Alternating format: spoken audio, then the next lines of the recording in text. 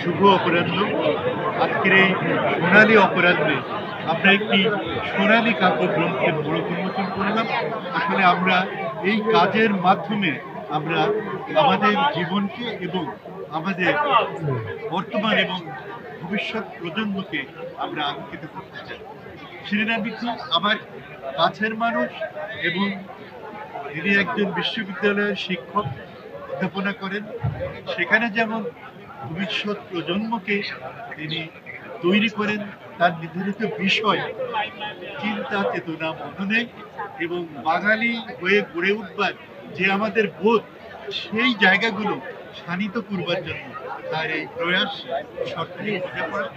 আমার প্রত্যাশা তিনি তার কর্মজীবনে যেমন সফল, এই লেখালেখির জীবনে একজন কবি হিসাবে, একজন বাচিক শিল্পী হিসেবে, একজন আবৃত্তি শিল্পী হিসাবে সফল হবেন।